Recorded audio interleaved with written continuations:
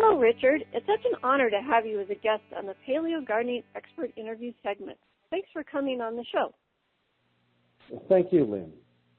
Dr. Richard Maurer is the author of The Blood Code, Unlocks the Secrets to Your Metabolism. At his office in Maine, he practices integrative medicine, where he helps his patients find solutions and how to prevent metabolic conditions. So, Richard, how would you explain the blood code to anyone unfamiliar with your work? You know, I've been staying in natural health care for a couple of decades. You can bet that I've been exposed to just about every diet that is out there. I was macrobiotic if you go 25 to 30 years ago. I was, of course, had stopped eating red meat, thinking that was the nemesis to all health in the early 80s. You know, we're here now because of our mutual interest in the paleo discussion and ancestral health and some of the ways that we can look at the human body and understand better why we need to eat and why we need to be active in certain ways. And what I've done over the past 5 years, and especially in writing the book, The Blood Code, which was published in the spring of 2014, it was reframing the question, not what is a healthy diet, but what is a healthy person. And each of us as individuals needs to figure out best what works for us. And blood tests are just a very simple way of looking at whether we're storing too much or whether we're storing too little. If we're an athlete heading towards overtraining, we want to make sure we don't deplete our resources. Whereas so many of the people I see, I'm trying to get them to turn on that metabolic burn. They're gaining weight, they're slow in energy, and they're not metabolically utilizing what they have stored over the prior years or weeks or months. Blood tests give us the insight as to what's going on inside us, and the lifestyle choices we make in terms of how we eat and what we do can be divined from your individual blood test results. So I think the blood code is the divining rod to help people get away from the one-size-fits-all bad diet or exercise program and figure out finally what's right and what's going to work. That's a really great way to do it because we have that ability now to test blood. Does blood type play into this at all? It does not. No, there's despite the fact that my colleague Peter D'Adamo has, upon rewriting his father's book, James D'Adamo, the late James D'Adamo, both naturopathic physicians, boy, he has sold millions of copies of the book, but it's based on a very different tenet that may or may not actually be taking place in our bodies to the degree that the book wants you to believe in. So that there's lectin incompatibility with certain foods, and therefore certain blood types should avoid those foods, kind of falls apart. And it especially falls apart for so many of us that are, let's say, like me, where I am blood type A, but that's just the dominant blood type. My mother is blood type O, which means actually my phenotype is AO. I have both gene traits. So since the O trait carries a great deal of diabetes on my side, boy, if I were to eat the blood type A diet, I'd be insulin resistant, diabetic, and live a shorter life. So the blood type system overtly wouldn't work for me, that's for certain. How has your personal health discoveries helped you in developing the blood code? When I was in my early 40s, I was insulin resistant. I was dealing with gradually elevating blood sugars over the prior couple of years. It wasn't a surprise to me because, again, it's in my family, certainly strong on my mother's side. She had type 2 diabetes when she was 60, and my father's side had it as well. But what strikes them is when they look at me and see a thin, active person. And I think what stands out and continues to stand out is the number of medical colleagues that will even look at my blood test when I am presenting at different medical forums. I have a number of patients that allow me to utilize their test results and their photos, and it's quite nice to put a photo up. You see an overweight person, you look at their blood sugar that's type 2 or maybe just pre-diabetic, and everyone in the audience says, yes, of course they're diabetic because look how fat they are. But 39% of the time, type 2 diabetics are built at the middle of BMI or low. And there's so much profiling that takes place in the medical profession that, nearly 40% of the time, the doctor is going to be wrong when they judge someone by their looks. And, my personal health discovery was to understand where my insulin resistance was coming from and that my thinness was actually part of my problem. I needed to change my exercise habits. I needed to stop doing as much long-distance running and start weight training and resistance training to actually put on 10 pounds of muscle mass.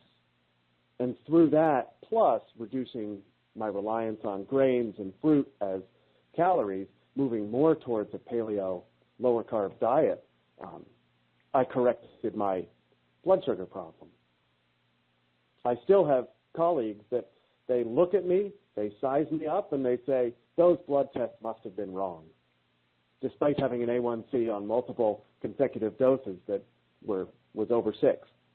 I mentioned the blood test there, but we can touch on that as we go along. So my health discovery is really realizing how much medical professionals profile, judge, and then act on those superficial judgments in what they treat, recommend, and how they prescribe to patients. And how, boy, if we as individuals are not empowered to grab and understand those test results on our own, we're often going to get steered in the wrong direction for our healthiest life and performance now and in the future. Oh, wow. Yeah, I hadn't even thought of that. It's the stereotyping of, the outside look of people. Interesting. Yes, it's one of those great profiles of, anyone that walks in overweight, they will often be screened for type 2 diabetes or high blood sugars. And those of us that are, medium build or leaner, thinner, I guarantee no doc is ever even going to look for hypothyroidism, and they're certainly not going to look for any sort of diabetic blood sugar problem, which, again, is, you'd like to think 60% right and 40% wrong, but, boy, in school, I think that's a D-. Yeah, that's pretty bad grade. It doesn't work very well when you apply that to medicine. No. So how has the blood code evolved over the years? The blood code, in my practice, it's part of it is the empowerment message, and that's when I wrote the book. The primary audience is for those people who are ready to take that personal interest and have the willingness to do a little bit of what we call health hacking. They're gonna poke their doctor and say, no, don't give me that little summary of what the blood test results said. Give me the actual test results, and I'm going to open up this book and I'm going to learn about myself. That's, as I was writing the book, that's what I was picturing. I also realized that how it's evolved over the past 1 to 2 years is a great number of people really need more hand-holding. They want this a little bit more done for them. And, that requires teaching more to healthcare providers, providing more modules to other practitioners so that they can help deliver this to people on a one-on-one basis or in groups so people can look at their own lipid panels and ask for a serum insulin or a blood sugar test to be done on their annual physical, and then take it home and sort of change how they eat. What is the vision for the future of your work? Oh boy, I think looking ahead, I'm kind of eager to start the next 20 years of my practice and really evaluate more of how metabolism and wellness can be better understood using some very simple tools that we all have. Obviously, the blood code is my first work to demystify those blood test results for individuals to find the diet and fitness. And then there's all sorts of other tests. Elite athletes use the metabolic cart. It looks like a gas mask connected to tubes while on an exercise bike or a treadmill, and utilizing some of those tools to better understand how healthy we are from a fitness standpoint, or some of those heart rate variability tests we can run with very simple heart rate monitors and an app on your phone. You can get a good understanding of how well your nervous system is communicating with your cardiovascular system. And I see in the future this ongoing work, at least locally in northern New England, taking that to individuals to help them find and really mark that they are on the healthiest path they can be on for their life. And my future writing, the next book that's in the works, is the Type 2 Turnaround. And that's taking the blood code to the group of people that I see for half of all of my clients in office. And that is, for many of them that succeed in taking their high blood sugar and type 2 diabetic numbers and completely turning them around so they're no longer diabetic, and many of them not even pre-diabetic. So many of them say to me afterwards how easy it was. Certainly not all, but you would think such a medical miracle would require Herculean efforts. But sometimes finding a low carbohydrate diet and changing how you exercise, not more exercise in terms of time, but just smarter exercise, how it can have such a positive impact on someone's health always surprises them. And part of this next work through the Type 2 Turnaround program is to bring that to more people and try to find those people that can have a huge impact on their health and productivity in life. And ultimately, it wasn't that hard. What are the most common low-carb and high-fat diets commonly referred to as a Paleolithic diet misconceptions that you hear, and how do you answer them? Well, I think we all have heard as soon as someone is eating low-carb, high-fat, and I have hundreds upon hundreds of patients right now who, when they go to their doctor and their doctor looks at the dramatic improvement in their blood tests and in their blood pressure and in their weight and in their energy, and then they're saying, this is great, what are you doing? And the patient will say, yeah, I'm just eating much more fat in my diet, and I've reduced my carbohydrates. They still get hit with the medical confusion. So a doctor will look right at them, having just seen the weight loss, the fat loss, they've seen the blood pressure reduce, they've seen the triglycerides come down and the HDLs go up, they've seen the blood sugar numbers come down, and they'll look at the person and say, well, that kind of diet isn't good for you. And it's a staggering disconnect.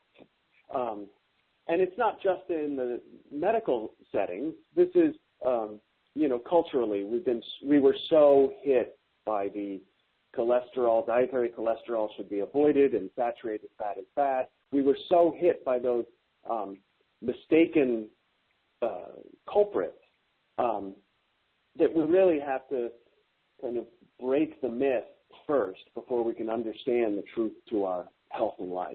So the low-carb, high-fat diet, the biggest misconception I hear is that it's harmful to your health, especially your cardiovascular system. You'll get clots, all that fat will gum up your arteries, and that will cause a host of heart problems in the future. And it is, how do I answer to that? Well, it's hard not to say, well, that's a fundamentally incorrect assumption. That's the truth. How do I answer to the emotional attachment that a client has? So many times they may say, okay, I know you're saying that, but how do I account for all that I've heard for 30 years? And that just takes a little bit of trust and time. I ask them to don't trust me, but let's for now trust the metrics. Let's trust those blood test results, and in 3 months, let's run them again. And that way I'm not asking them to follow me into the dark woods for years on end. I just need a change in what they're doing for, say, 90 days. And then when we look at the new blood tests, and I do skin fold calipers and look at body fat, people know and feel the difference. And I think once they feel better, they have more energy, they feel better in their bodies in all ways, and then they look at the blood tests and I can confirm how much has improved based on internalized metrics. At that point, they're willing to let go of those old myths. Because they also know at some level they weren't working. You know, eating a low-fat breakfast doesn't help you feel great for 6 hours straight. You know, if looking at what I eat, if I describe the actual ingredients of it, you know, some people start panicking. They hear that I lay my Brussels sprouts with shaved fennel and red onion, and I smother it in olive oil, and then I dollop a little butter in the corners, and then I run 5 strips of bacon over the top of it, and I roast it for an hour. People hear all the fat going into it, and their mind starts spinning, and they're saying, "Oh my God, how do you eat that?" Of course, once it's cooked, it sounds fabulous. You know, it looks great, and it allows me to eat the meal without craving extra rice or a big chunk of baguette. And when I'm trying to go low carb, I have to eat the high fat, or the whole thing doesn't work. I agree 100%. Because I was a blood sugar junkie, crash every 2-3 hours, eat all the time, and it took me 3 weeks before I started like being able to go 6 hours without crashing or needing to eat, and the whole world opened up to me. And it's like I will never go back to high carb. I love fat burning, and it's been amazing to do that. So yeah, I encourage anybody, you know, give it a try because you'll like the results. That's right, Lil. And the people who do the best, if you have physical activity already in your life, you can generate fat adaptation within, like you said, weeks. It's very, very quick. I can go out of it. I can go very high carb for several days. Sometimes I do that when I'm training physically for something and I need that high carb boost. It's called carb cycling. But when I go back into my fat adapted diet, my lower carb diet, I'm back into fat adaptation within 24 hours and I feel great. So it's very quick. You can move your body back and forth. So many people are stuck in the sluggishness of excessive storage that they almost, it's nice, like you said, it's nice to do a trial with them because within those first few weeks, they might get a glimmer of the energy that they ultimately deserve. Yeah, it's pretty spectacular. So in the blood code, you developed a personalized diet and exercise plan depending on the results that the patient receives. So what diets and exercise programs do you most commonly recommend?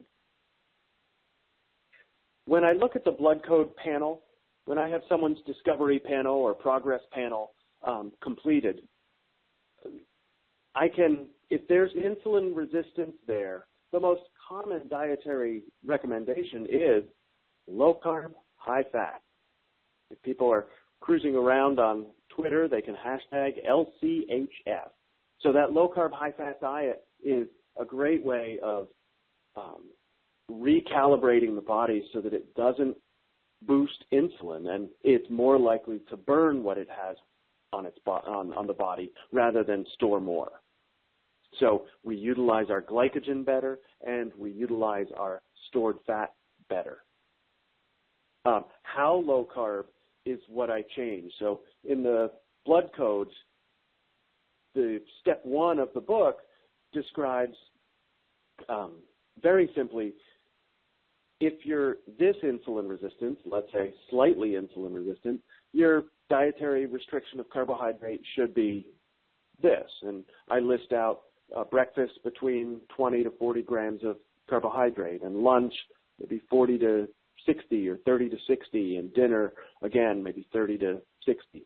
So there are ranges, but as your insulin resistance goes up, that dietary carbohydrate goes down.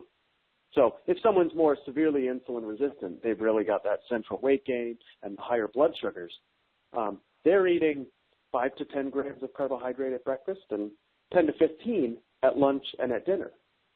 And as you know, to stay below 15 grams of carbohydrate, a single piece of bread typically has 18. 3 fingerling potatoes is closer to 20 or 25. So staying below 15, all of a sudden you really do rely upon those foods like chard and kale and broccoli, all of which have less than 3 grams per serving. So suddenly all these other vegetables come into the diet as wonderful options. You can dice mushrooms and onions and other root vegetables and all kinds of aerial greens, saute them up, and you won't add up to more than 5 grams of carbohydrate in a very full serving. Great way of going low carb. And the great thing is those foods absorb fat so well, and they taste good with it. So using the fat that we've rendered from other things, whether it's bacon fat or lard or tallow or olive oil or butter or clarified butter, I'm using those fats, sometimes cooking with coconut oil, bringing those into every vegetable dish that I eat. I do that a lot too. Yes. I struggled with the bitterness, and when I added the fat, the bitterness went away, and I've been able to eat so many wonderful greens now because of that. Yes, if you ever read one of those books where someone is wildcrafting foods, there's a famous book written by a fellow who's, what was his name? Wild Bill. I think he loves wildcrafting foods from Central Park in New York City. And every one of his recipes is, take this wild asparagus and saute it in butter. Take these mushrooms, saute it in butter. Take the bottom of this bamboo shoot and dice it up and saute it in butter, as though you can take a whole lot of very fibrous, tough, wild foods. And if you saute it in butter, it's a wonderful thing. It's amazing. I throw garlic in there, too. Mine is sauteed in garlic butter. If we add on to the exercise program I recommend, you heard from my story that, long-distance running and walking, it really doesn't work to improve someone's metabolism. If someone's trying to change the way they're storing on their bodies, they have to do something more demanding. And if it's garden work and farming, that's great. You just pick up buckets that are full, and rather than using a tractor, you run it up the hills. We get intervals and strenuous activity. In a gym, this is very easy to mimic, and often only takes 10 or 15 minutes of strenuous activity. My friend Jeff Eckhouse is a wonderful trainer here in Portland, Maine, and with a videographer and myself, we put together a set of circuits that people can do. This is it's posted on a website called Fitness Video 101, and we've called it the Metabolic Recovery Workout. But it's really as simple as taking something you can do only about 8 or 10 times before really being exhausted. So it's pretty intense activity. It's not something you can do for 2 hours like a walk. It's something you can do only for 20 seconds. And if you do that repeatedly for 10 minutes, you can really take a step towards turning your metabolism into the direction you want it to be. That sounds a lot like farming. It does, doesn't it? Yeah. We got the exercise part down here.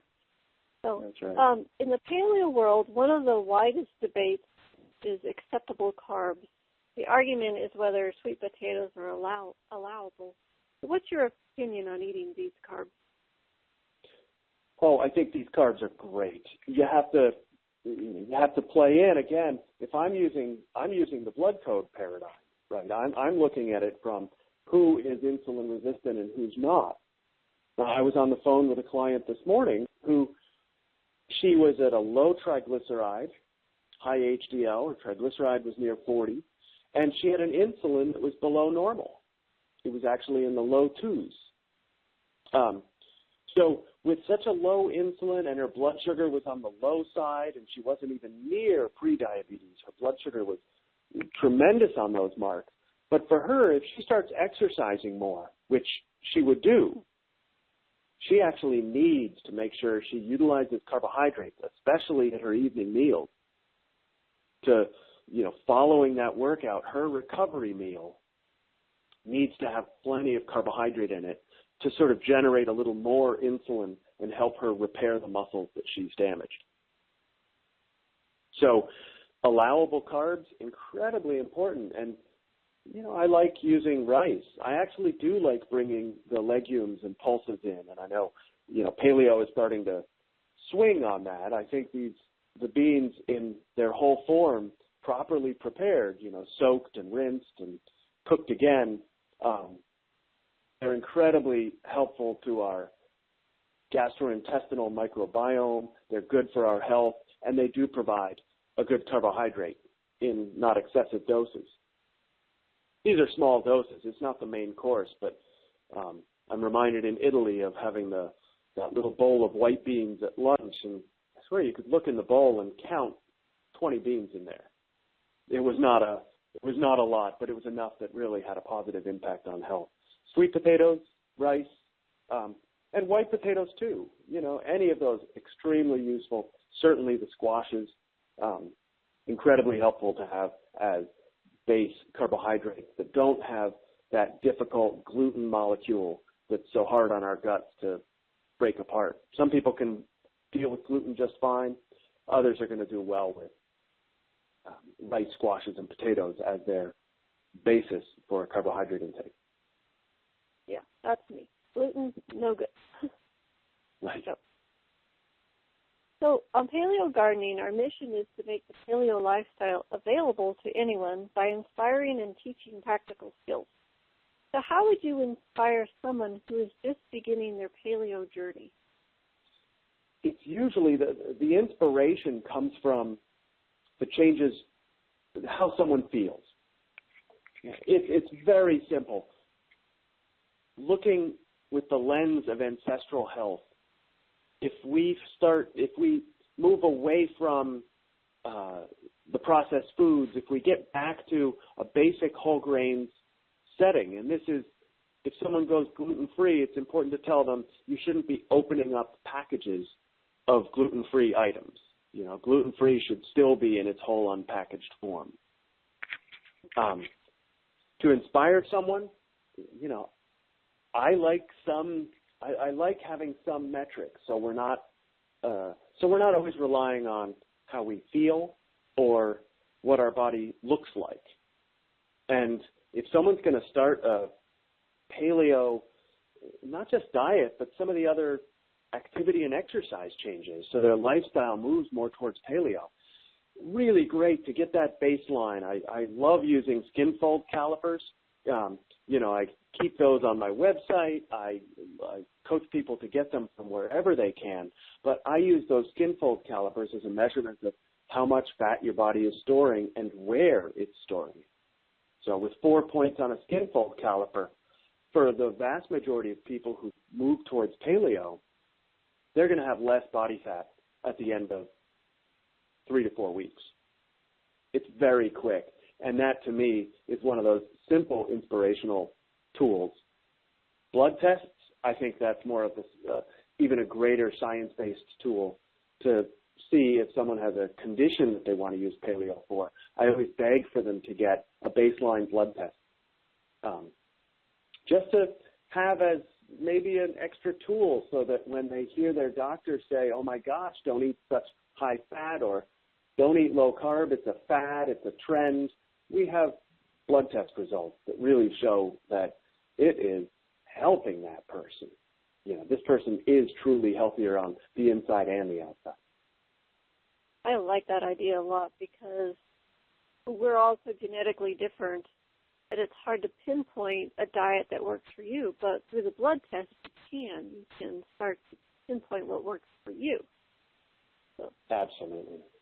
You know, my story has more pre-diabetic insulin resistance in it. So I can survive exceptionally well on a very low carbohydrate diet.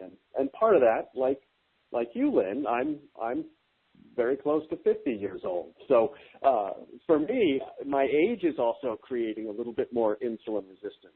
But if I have a 25-year-old who didn't inherit the type 2 trait from any of their ancestors, and they eat the same low carbohydrate diet I'm eating, they might start losing their muscle mass. They might start feeling worse after a year on that diet. So for them, they would look at their blood test and they would see their triglyceride is too low. You know, they're burning out. And very simple, you know, some of those metrics will show that. And they'll realize quickly, I have to bring some carbohydrate back in. I have to eat more sweet potatoes than someone else. We can't, you know, it's so easy to want to look to the guru who's speaking the loudest and do what they're telling us to do, but you know, most often that's not going to work long term. You know, we have to teach ourselves and understand ourselves better so that we become our, you know, sort of self-imposed leader. So when you're telling them to bring in more carbs, you're not talking donuts, right? Just right. wholesome carbs. It's, you know, and this is where it gets confusing, complex carbohydrates as opposed to simple. You know, I still have most people limit their intake of fruit. Either limit it in terms of how many times of the year you're eating it, or just making sure you're not getting more than, say, half a serving of fruit in the course of a day. You know, keeping it so that the vast majority of the carbohydrates are coming from vegetable and root vegetable type sources. So where's the best place for listeners to go to learn more about the blood code? Well, thanks. You know, obviously through the bloodcode.com, if people sign up for the newsletter, that's right on the homepage at the Blood Code. And when people sign up, there's a link that'll come to them which has the first 100, 150 pages of the Blood Code that will go to them. And that's all the tools they need to get their blood test results and look at the PDF booklet, and they can understand and divine their own meaning. And then whatever tools they use for their diet and exercise, if the other parts of the book are helpful, great, but you know, all these other paleo resources are incredibly valuable. So visit thebloodcode.com and sign up, and you can certainly follow at Twitter. It's Dr. Richard Maurer, and our Facebook page is facebook.com bloodcode. So I want to thank you for taking the time to join me on the Paleo Gardening Show today. Thank you so much, Lynn. And I'm personally inspired by all of the people bringing the food that I take in to the table of both me and clients. And thank you for your work and inspiration. You're welcome. For those of you listening, to learn more about Dr. Richard Maurer, you can click on the links in the description below or by visiting thebloodcode.com. It was a pleasure to have you as a guest on the Paleo Gardening Expert Interview. I want you to have a great day. Thank you, Lynn. Good day.